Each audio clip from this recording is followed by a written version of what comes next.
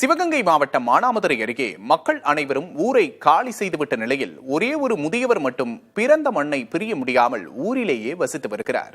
ஊரே காலியான நிலையின் பின்னணி குறித்து பார்க்கலாம்.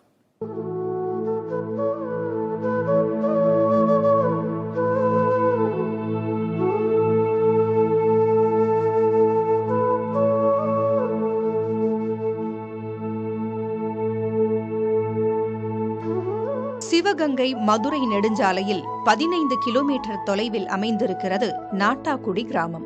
ஊர் எல்லையில் குளம், குளக்கரையில் ஐயனார் கோயில், ஊர்மந்தை, ஊருக்குள்ளே ஓர் அம்மன் கோயில், சின்ன சின்ன வீதிகள், ஓட்டு வீடுகள் என ஒரு கிராமத்திற்கான அத்தனை அம்சங்களோடு இருக்கிறது நாட்டாக்குடி.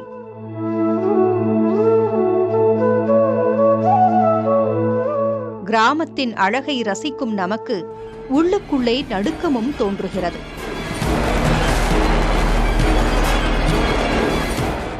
காரணம், நாட்டாக்குடி கிராமத்தின் அத்தனை வீடுகளிலும் இப்போது யாரும் வசிக்கவில்லை.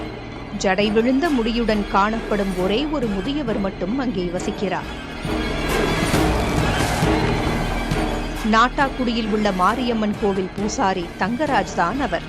ஊரே வெறிச்சோடி வீடுகள் அனைத்தும் அனாதையாக கிடக்க என்ன காரணம் என்று விசாரித்தோம்.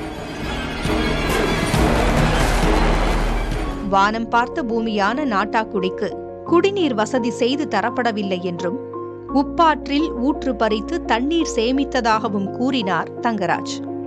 உப்பாற்றில் இருந்து தண்ணீர் வரும் கால்வாயும் தூர்ந்து போனதால் வேளாண்மை பொய்த்து விட்டதாக கூறினார் தங்கராஜ். வாழ்வாதாரம் இல்லாததால் மக்கள் அனைவரும் படிப்படியாக வெளியேறியதாக கூறினார். கடந்த 22ஆம் தேதி கூலி தொழிலாளி சோனைமுத்து தலை துண்டிக்கப்பட்டு கொடூரமாக கொல்லப்பட்டது மீதமிருந்த மக்களை அதிர வைத்துள்ளது. வாழ்வாதாரம் இல்லாததோடு பாதுகாப்பின்மையும் தலை தூக்கியதால் நாட்டாக்குடியே காலியாகிவிட்டது. நாங்கள் எந்த முயற்சி வச்சு, எந்த உதவியை வச்சு, எந்த நம்பிக்கை வச்சு இந்த ஊரில் நாங்கள் தங்கி இருக்க முடியும்? எங்களுக்கு கவர்மெண்ட்டு சட்டம் எங்கள்படி எங்களுக்கு ஒரு வாழ்வாதாரத்தை கொடுக்கணும். நல்லபடியாக திருப்பி போன மக்கள் அப்புறம் திருப்பி மீட்டு கொண்டாந்து ஊரில் வாழ வைக்கணும். ஒரு தாய் 10 மாதம் பிள்ளைய கரு சுமக்குது. அது என்னைக்குமே சுமையை நினைச்சது கிடையாது. திருப்பி எப்பவும் பிள்ளை தரைக்கு பூமாதேவிக்கு வந்த பிறகும் அதை விட்டுட்டு போறது கிடையாது.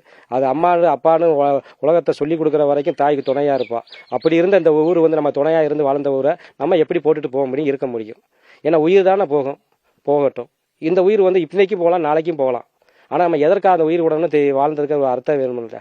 இதுதான் நம்ம தமிழுடைய சமுதாய பொருளாதாரம். நம்ம மகாத்மா காந்தி எல்லாமே புராணத்துல சொல்லி வந்தது, கதை ஹிஸ்டரி எல்லாம் தெரிய வந்தது.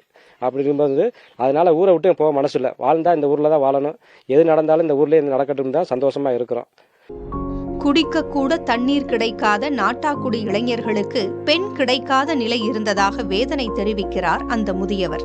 தாம் பிறந்து வளர்ந்த ஊர் இப்போது ஜனங்களே இல்லாமல் ஒட்டுமொத்தமாக காலியாகி உயிரின்றி காணப்படும் வேதனையில் சொந்த ஊரின் வீதிகளிலும் காட்டிலும் மேட்டிலும் ஒற்றை ஆளாக நடந்து திரிகிறார் முதியவர் தங்கராஜ்.